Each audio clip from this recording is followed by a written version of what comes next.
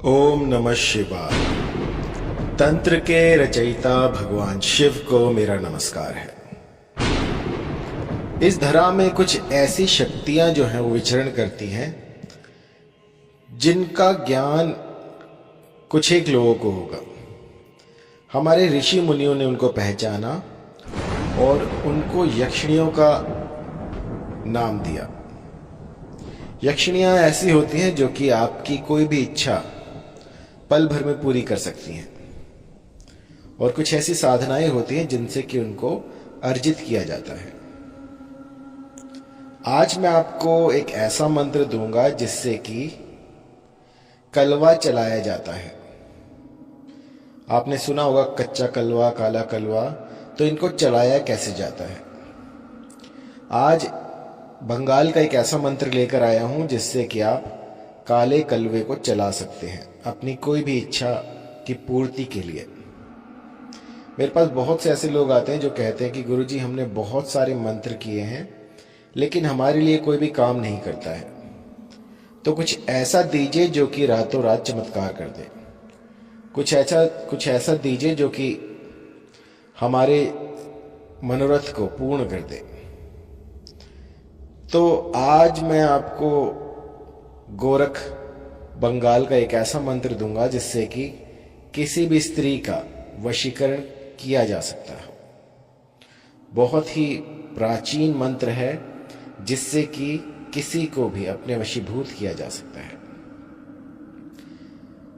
इस साधना के दौरान साधक को सात्विक रहना होगा, ब्रह्मचर्य का पूरा पालन करना होगा। और अभी जो है सावन का पावन पर्व चल रहा है, तो षठ कर्मों में वशीकरण का जो समय होता है वो सावन का होता है, वो चौमासे का होता है। तो इस समय पर जो वशीकरण के मंत्र होते हैं वो बहुत अत्यधिक प्रबल होते हैं और बहुत जल्दी असर करते हैं। हर मंत्र की, हर एक कर्म की अपनी एक अवस्था होती है, अपनी एक एटमॉस्फेयर होता है जिसमें कि वो काम करते हैं। वशीकरण, मोहन, सम्मोहन, ये सब जो हैं बारिशों में सबसे अधिक प्रबल होते हैं। तो इस समय में आप जितना हो सके वशीकरण, सम्मोहन और किसी को आकर्षित करने का जो कर्म होता है उस पर ज्यादा ध्यान दें, तो ये अभी फलित होंगे। जिस तरह से कोई जब हम बीज बोते हैं तो उसके लिए एक समय होता है, एक मौसम होता है, उसी मौसम में वो बीज जो है अंकुरित होते हैं, आगे बढ़ते हैं।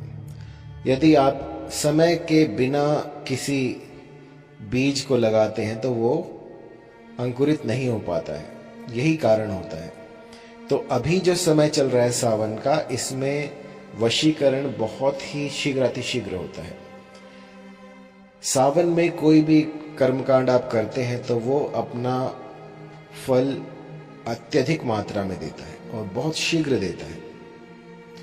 जिस भली प्रकार से मैं आपको समझा रहा हूं, यदि इसी प्रकार से आपने इस गूढ़ मंत्र को जान लिया, सीख लिया और कर लिया, तो ऐसा इस धरा पर कोई व्यक्ति नहीं जो कि इससे बच पाए। बहुत ही पावरफुल, बहुत ही चमत्कारी मंत्र है और इसको चलाना ही बहुत सरल है। आपने देखा होगा कि जितने भी मंत्र होते हैं मैं उनकी संख्या जो है आपको 108 बताता हूं, लेकिन ये सिर्फ एक ऐसा लौता मंत्र है जिसको कि आपको 109 की संख्या में पढ़ना है। इस मंत्र का गुंफन जो है 109 की संख्या में होता है। बाकी जितने भी मंत्र हैं वो 108 की संख्या में होते हैं। ये विचित्र सा मंत्र है जो कि एक ही दिन में असर दिखाना शुरू कर देता है। इस मंत्र को कंठस्थ कर लीजिएगा और उसके बाद जो है आप इसका गुंफन कीजिएगा। तो मंत्र जान लीजिए, क्योंकि मंत्र जो है वो काफी बड़ा है और इसको चलाना बहुत आसान है। बस आपको 41 दिनों तक 109 की संख्या में इस मंत्र का जाप करना है।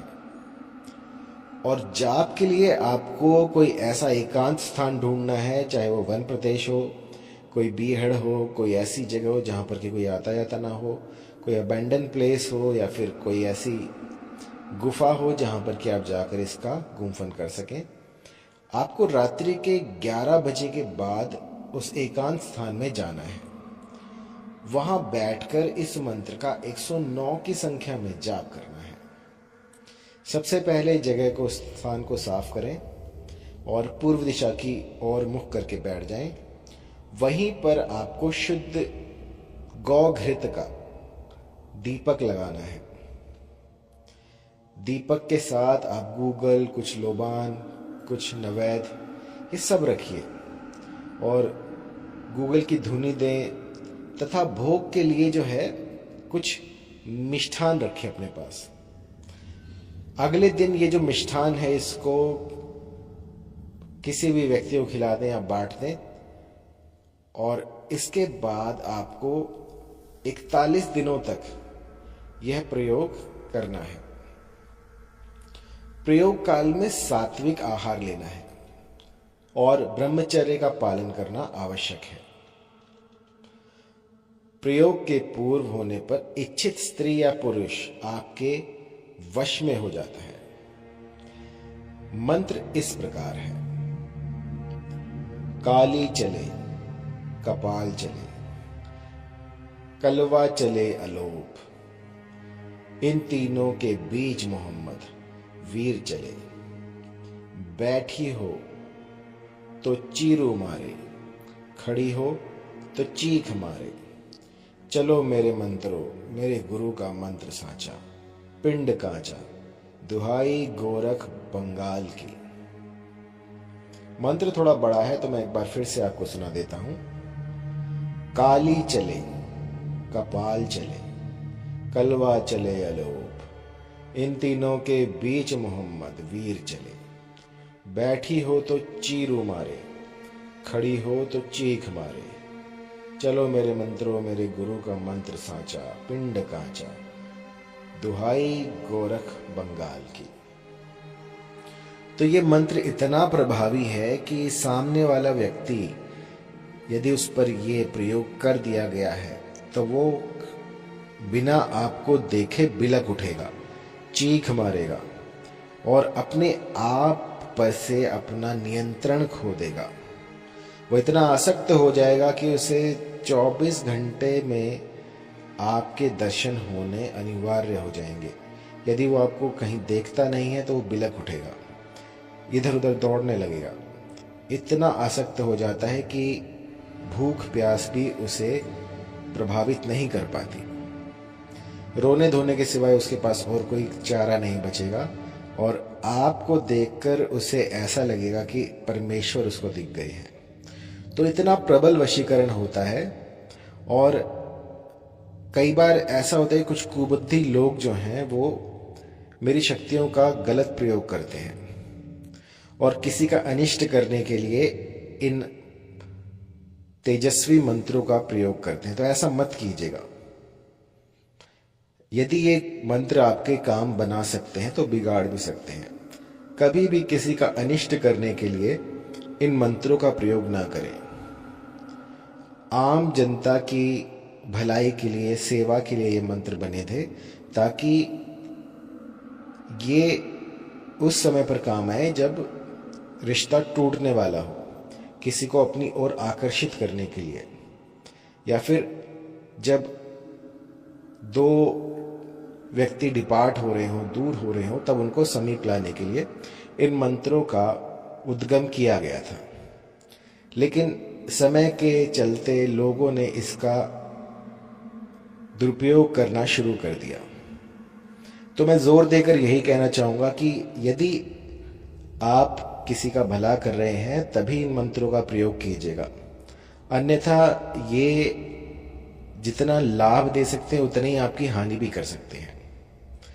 भली प्रकार से समझने के बाद, मंत्र को कंठस्थ करने के बाद इसका प्रयोग कीजिएगा, अन्यथा ये किसी काम नहीं आएंगे। जब तक आप गुरु से परामर्श ना कर ले, किसी सिद्ध से परामर्श ना कर ले, तब तक ऐसी चीज़ों को छेड़ना नहीं चाहिए। कई मेरे ऐसे साधक भी आते हैं जो कि सालों से लगे हुए हैं, लेकिन उनका एक भी मंत्र अब तक सिद्ध नहीं हुआ, क्योंकि कहीं ना कहीं किसी ना किसी जगह पे ऐसी त्रुटि हो जाती है जिससे कि मंत्र काम नहीं करता है। तो एक बार आप सलाह अवश्य ले करने से पहले कि आपके लिए ये मंत्र बना भी है या नहीं, सारा कुछ देखकर बताया जाएगा कि आपके लिए कौन सा मंत्र उपयोगी होगा, क्योंकि हर एक मंत्र हर एक के लिए नहीं होता है। तो अधिक जानकारी के लिए आप कॉल कर सकते हैं।